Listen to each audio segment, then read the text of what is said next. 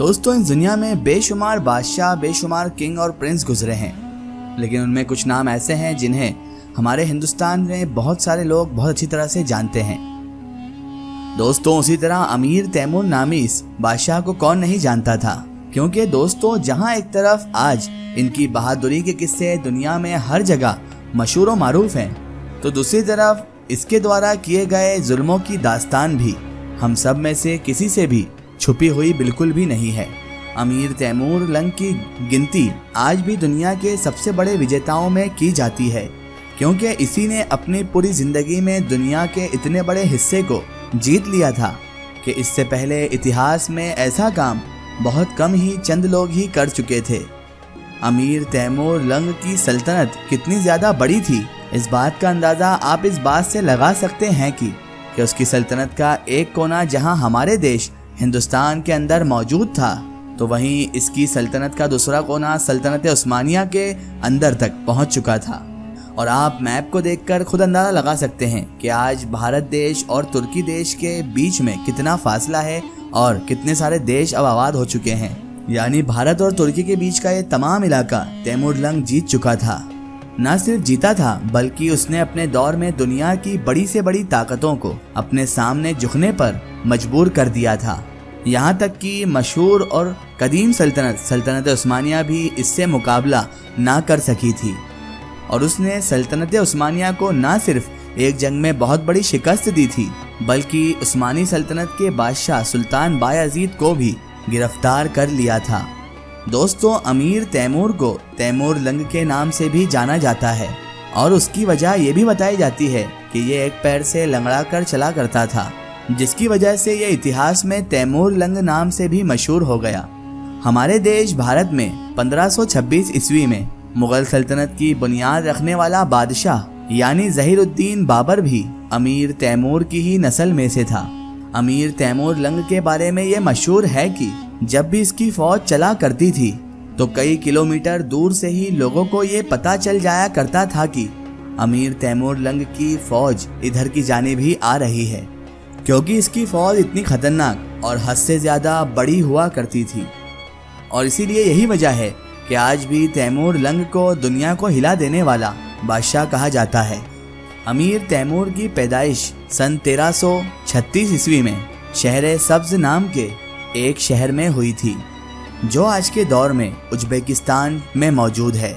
اتہاس کار لکھتے ہیں کہ امیر تیمور لنگ کا بچپن اور اس کی جوانی کے شروع کے دن بڑے ہی قریبی میں گزرے تھے، کیونکہ یہ کسی سردار یا پھر کسی بادشاہ کا بیٹا نہیں تھا، لیکن ہاں قدرت نے اسے ایک لمبی پرسنالٹی سے نوازا تھا۔ لمبا قد ہونے کے ساتھ ساتھ یہ حد سے زیادہ بہادر اور طاقتور بھی تھا،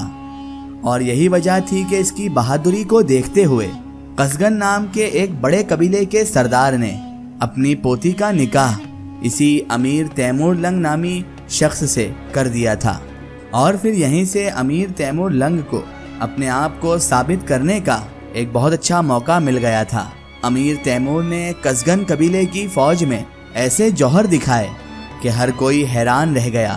اور کچھ ہی دنوں میں امیر تیمور لنگ قزغن کی پوری فوج میں اپنی بہادری کی وجہ سے مشہور ہو گیا تھا۔ جب قزغن کے سردار کی موت ہوئی تو پورے کے پورے قبیلے نے امیر تیمور لنگ کو اپنا نیا سردار مان لیا اور بنا لیا تھا، اور پھر یہیں سے امیر تیمور کے پوری دنیا کو جیتنے والے اس سفر کی شروعات ہو چکی کہ جس کا اس نے شروع سے خواب دیکھا تھا۔ اپنے اس خواب کو پورا کرنے کے لیے سب سے پہلے امیر تیمور لنگ نے افغانستان کے شہر ہرات کو فتح کیا، اور اس کے فوراً بعد ہی اس نے اپنی فوج کو اپنے ایک دوست کی سپہ سالاری میں روس کے شہر ماسکو بھیج دیا۔ ان کی فوج اور ان کے دوست نے ماسکو شہر کو بھی بہت جلد ہی فتح کر لیا، کیونکہ دوستوں امیر تیمور لنگ اپنے سے دگنی فوج کو بھی بڑی آسانی کے ساتھ ہی ہرا دیا کرتا تھا، اور ہاری ہوئی جنگ کو جیت میں بدلنا تو امیر تیمور لنگ کے لیے چٹکیوں کا کام تھا۔ اور یہی وجہ تھی کہ امیر تیمور لنگ نے کچھ ہی وقت کے اندر ہی ایران، عراق، آذربائیجان اور ترکمانستان جیسے بڑے بڑے علاقے فتح کر ڈالے تھے۔ ان سبھی علاقوں کو جیتنے کے بعد اب امیر تیمور لنگ کی نظر بڑی بڑی سلطنتوں پر تھی، اسی لیے امیر تیمور نے اب 1398 عیسوی میں भारत देश के सबसे मशहूर और सबसे अमीर शहर यानी दिल्ली पर हमला किया। दिल्ली में उस वक्त नसीरुद्दीन तुगलक नाम के एक हद से ज्यादा कमजोर इंसान की हुकूमत थी, जो किसी भी तरह से तैमूर लंग का मुकाबला नहीं कर सका। अमीर तैमूर ने दिल्ली को जीतने के बाद न सिर्फ दिल्ली शहर में लाखों लोगों को कत्ल करवाया, बल्कि लाखों लोगों को उसने कैदी भी बनवाया। कैदियों की तादाद हद से ज्यादा हो जाने की वजह से फिर उन कैदियों को भी कत्ल करवा दिया गया।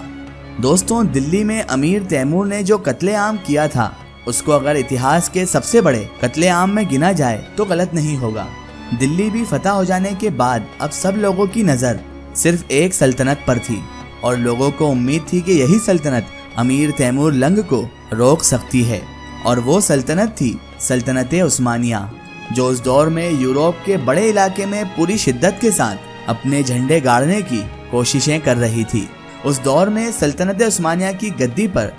उस्मानिया सल्तनत के चौथे सुल्तान यानी सुल्तान बायजीद अव्वल बैठे हुए थे, जिनकी गिनती उस्मानी सल्तनत के सबसे ताकतवर सुल्तानों में की जाती है। 1402 में फिर जब अमीर तैमूर अपनी बड़ी फौज लेकर सल्तनत उस्मानिया की बॉर्डर पर पहुंचा, तो उस वक्त सुल्तान बायजीद अपनी फौज के साथ यूरोप के सबसे मजबूत किले यानी के कुस्तुनतुनिया को फतह करने की कोशिश कर रहे थे। लेकिन जैसे ही उन्हें अमीर तैमूर लंग के बारे में खबर मिली, तो उन्होंने फौरन अपना मुहासरा छोड़कर अमीर तैमूर लंग से जंग करने का इरादा कर लिया। लेकिन इस जंग में सुल्तान बायजीद अव्वल अमीर तैमूर लंग के तजुर्बे के सामने ना टिक सके और उनको इस जंग में न सिर्फ हार का सामना करना पड़ा, बल्कि उनको तो गिरफ्तार भी कर लिया गया। इतिहासकार लिखते हैं कि सुल्तान बायजीद को जलील करने के लिए अमीर तैमूर लंग हमेशा उन्हें एक पिंजरे में कैद करके अपने साथ लेकर घूमा करता था। दुनिया की एक बड़ी सल्तनत के बादशाह को अपने साथ इस तरह का सलूक किए जाने की वजह से ये घाव अंदरूनी तौर पर खाया जा रहा था, और आखिरकार इसी वजह से कुछ वक्त के बाद ही सुल्तान बायजीद की उस पिंजरे में ही मौत भी हो गई। अमीर तैमूर लंग ने अपनी पूरी जिंदगी में लगभग 2 करोड़ लोगों को कत्ल किया था, कि जो उस दौर में दुनिया की आबादी का एक बहुत बड़ा हिस्सा था। इतना ही नहीं, उस दौर में दुनिया के बहुत सारे अमीर और ताकतवर शहर भी अमीर तैमूर लंग के जुल्म और सितम का निशाना बने थे।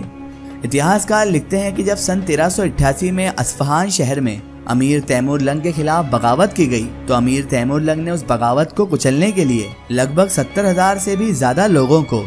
कत्ल करवा दिया था। न सिर्फ कत्ल करवाया था, बल्कि उनकी खोपड़ियों के मीनार भी बनवा दिए थे। दमिश्क जैसा खूबसूरत शहर भी अमीर तैमूर लंग के जुल्म से ना बच सका था,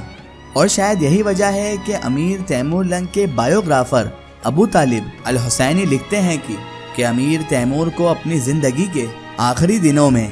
अपने किए हुए पर इतना ज्यादा पछतावा था कि अक्सर उनके खेमे से रोने की आवाजें आया करती थी, और वो रात को सोते वक्त बड़े डरावने ख्वाब भी देखा करते थे। और फिर इसी हाल में आखिरकार 1405 ईस्वी में यानी लगभग 70 साल की उम्र में अमीर तैमूर का इंतकाल हो गया। इतिहासकार लिखते हैं कि अमीर तैमूर लंग का ये सपना था कि वो दुनिया के और हिस्सों की तरह चीन को भी फतह कर ले, लेकिन उसका ये ख्वाब पूरा ना हो सका। बहरहाल दोस्तों, आज की हमारी वीडियो में सिर्फ इतना ही। अगर ये वीडियो आपको पसंद आई हो तो इसे लाइक करें और अपने फ्रेंड सर्कल में ज़रूर शेयर करें। इसी तरह की इन्फॉर्मेटिव और हिस्टोरिकल वीडियो के लिए हमारे चैनल को सब्सक्राइब करना ना भूलें और बेल नोटिफिकेशन को ज़रूर दबाएं। फिर हाजिर होंगे आपके लिए एक और नई हिस्ट्री और इन्फॉर्मेटिव वीडियो के साथ। तब तक के लिए खुदा हाफिज़।